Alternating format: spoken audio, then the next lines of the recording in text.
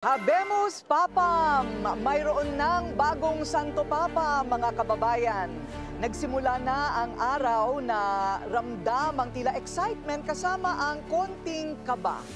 Ang mga nasa Roma kahapon. Siguro dahil ramdam din ng marami na ang pangalawang araw ng conclave ay posible talagang maghirang ng bagong lider ng Simbahang Katolika. Katulad na lamang ng nakaraang dalawang conclave kung saan si Pope Benedict at Pope Francis ang napili at hindi nga nagkamali ang prediksyon ng iba.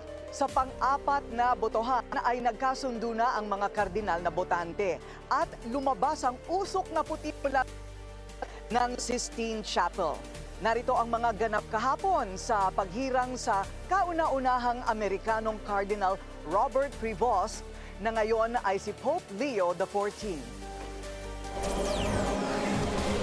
Maganda ang sikat ng araw at malamig ang hangin sa pangalawang araw ng conclave.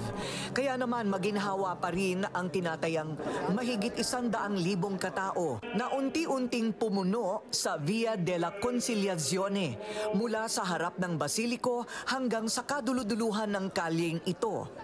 Ramdam ang sabik ng mga tao sa paghihintay sa pang-apat na botohan na magaganap sa hapon.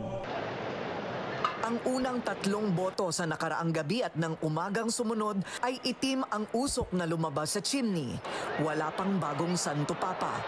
At habang dumarami ang mga tao sa St. Peter's Square, mas tumitindi ang excitement.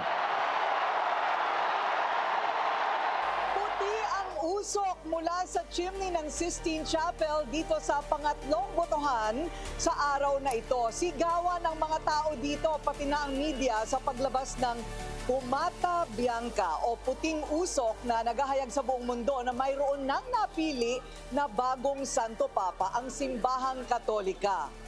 Sa oras na iyon, hindi pa alam kung sino ang bagong Santo Papa. Pero ang mga tao sumisigaw na ng Viva il Papa o Long Live the Pope. Sa mga sandaling sumunod ay naguhulaan na ang lahat kung sino kaya ang napiling bagong Santo Papa.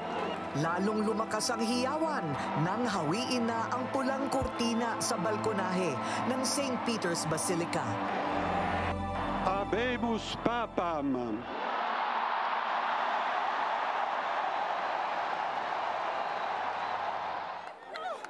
Pero tila nasorpresa ang lahat.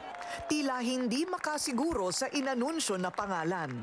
O di kaya'y lubos na nagulat nang i-anunsyo na si American Cardinal Robert Prevost ang napiling 267th leader of the Catholic Church. Sa kasaysayan ng simbahan, siya ang kauna-unahang Amerikanong kardinal na naging Santo Papa. At lumabas na nga mula sa balkonahe ang bagong Santo Papa ng buong mundo, ang bagong leader ng simbahan, ang kardinal mula sa bansang Amerika. At mayroon pong 10 kardinal na botante dito po sa conclave, kaya nagkaroon na rin ng mga prediksyon na isa sa kanila ang mahihirang na bagong Santo Papa. Ito ang kanyang kauna-unahang pagpapakita dito sa Madla. Tinatayang nasa may mahigit 200,000 katao ang ngayon nasa harap ng St. Peter's Basilica. Maya-maya pa'y nagpalakpakan na ang mga tao at may grupo pala ng mga Amerikanong deboto na nagtaas ng bandila ng Amerika. Nagtagal din ang bagong Santo Papa sa balkonahe na nagbigay ng mga pahayag sa salitang Italiano na nagsasabing mahal tayong lahat ng Panginoon. Ang kasamaan ay hindi maghahari. Nasa kamay tayo ng Diyos. Kapit-bisig tayo bilang mga disipulo ni Kristo, kaya't walang dapat ipangamba. Kailangan ng mundo ng kanyang ilaw. Kailangan ng sangkatauhan ang kanyang liwanag. Nagdasal din siya ng Ave Maria at nagpasalamat sa naunang Santo Papa sa kanya, ang popular, minahal at namayapang si Pope Francis. Iba-iba ang mga naging reaksyon ng mga tao. Ano ang pakiramdam mo? I think that people feel disappointed because they link it with Trump.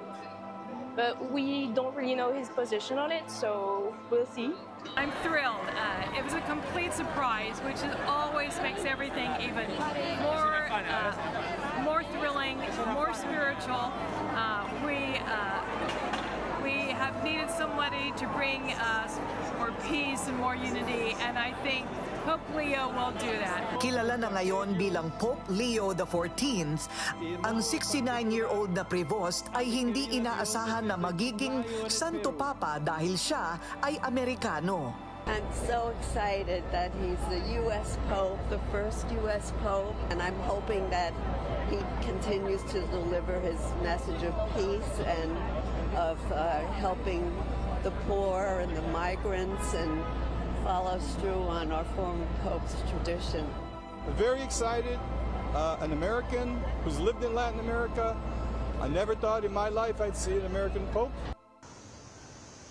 Ipinanganak sa Chicago noong 1955, may dugong Italian, Spanish at French si Prevost, bagamat kinukonsidera siyang Peruvian-American dahil nga sana talaga siya ng matagal sa bansang Peru bilang misyonaryo.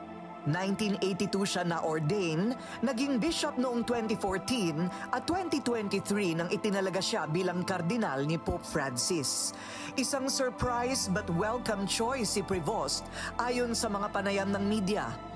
Siya ay nakailang ulit din na nakabisita ng Pilipinas. May bisita siya para magmisa sa Pilipinas 2008 at 2010. We're just praying na sana yung sa atin si Cardinal Tagle, pero siguro may reason kung bakit hindi pa siya ang napili. But for me, masayang-masaya na meron na po tayong bagong Santo Papa. Ang kaya ko maganda naman kasi nga bagong Papa to, galang natin pagpili at hindi sila pipili ng hindi kaloob ng Diyos. Ang prinsipyo kasi yung pagiging kaloob ng Diyos. Minsan pa lang siyang nakakausap ng media at minsan lang din magsalita sa publiko si Prevost. Pero kilala siya bilang a man of deep integrity, a true listener, and a companion to those on the margins of society. Ang unang-una niyang ginawa matapos mahalal bilang bagong Santo Papa ay magdasal ng taimtim.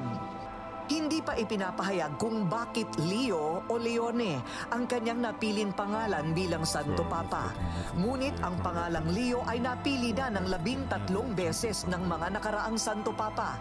Nagkaroon ng unang Pope Leo the Great na nakilalang humarap kay Attila the Hun at nakumbinsi itong huwag salakayin noon ang Roma. Ayon sa ilang eksperto sa simbahan, maaaring ang ibig sabihin nito'y balak ng bagong Santo Papa na humarap at tumindig laban sa mga mapaniil na puwersang politikal sa mundo. At ang siya ay para sa hustisya at kapayapaan.